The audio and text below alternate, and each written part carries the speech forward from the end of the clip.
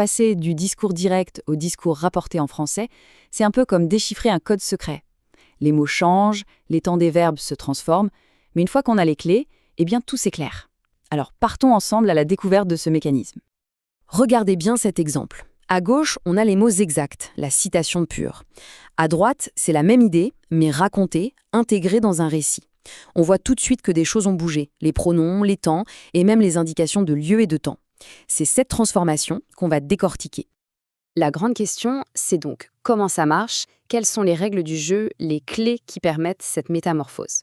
C'est ce mystère qu'on va résoudre étape par étape. Bon, tout commence par la base. Il faut savoir qu'il y a deux grandes manières de rapporter ce que quelqu'un a dit en français. D'abord, il y a le discours direct. Franchement, c'est le plus simple. C'est un copier-coller. On prend les paroles, mot pour mot, on les met entre guillemets et on les introduit avec les deux points. C'est comme une photo sonore, un enregistrement de ce qui a été dit. Et puis, il y a le discours indirect. Ah, là, c'est différent. On ne cite plus, on raconte. On intègre les paroles dans notre propre phrase avec un petit mot de liaison. Plus de guillemets, tout est fondu dans la narration. Allez, première clé pour déverrouiller le système, on va s'occuper de ce qui est le plus visible, l'architecture de la phrase, sa ponctuation.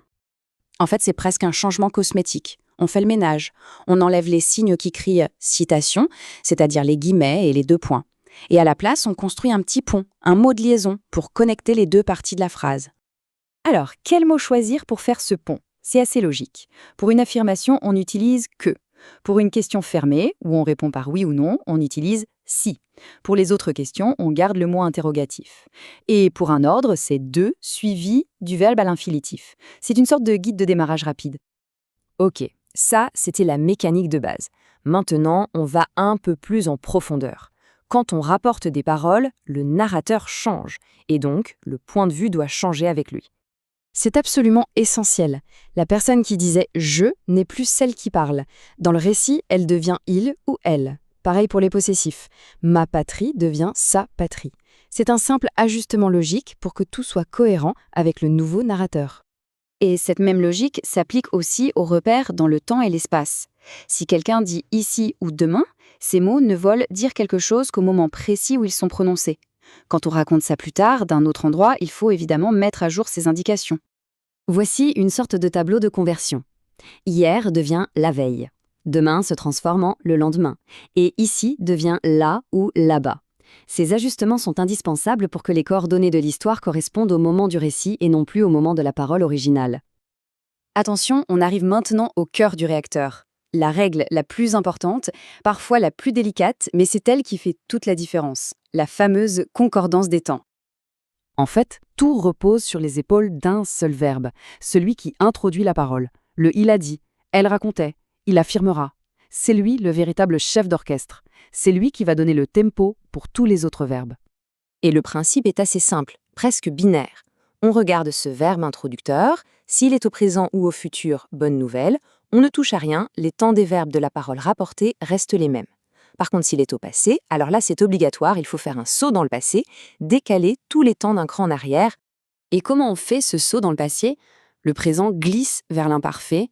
Le futur simple se transforme en conditionnel présent, c'est un peu le futur vu depuis le passé. Et le passé composé, lui, recule encore plus loin pour devenir du plus que parfait. Voilà, c'est ça la clé maîtresse du code. Bon, t'as cette théorie, on a toutes nos clés en main, il est temps de voir si on peut ouvrir quelques serrures. Mettons tout ça en pratique.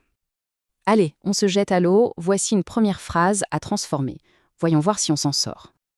Ok, analysons rapidement. Le verbe introducteur, à rappeler, est au passé composé. C'est notre signal d'alarme. Il va falloir changer les temps. Le verbe de la citation, on montré, est aussi au passé composé. Et on a un indicateur de lieu, ici. Et voilà la solution. Comme à rappeler est au passé, le passé composé on montré doit reculer au temps d'avant, le plus que parfait avait montré.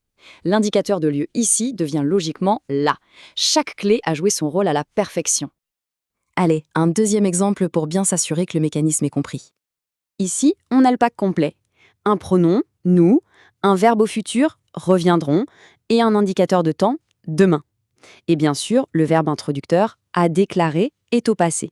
On va devoir utiliser toutes nos clés. Et voilà la transformation finale. Nous devient il, pour s'adapter au narrateur.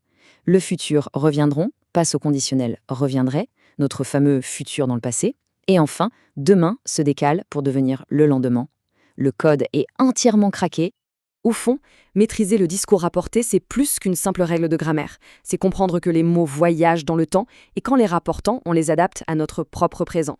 Ça nous rappelle que la langue est un système vivant, fascinant, rempli de petites énigmes comme celle-ci qui ne demandent qu'à être explorées.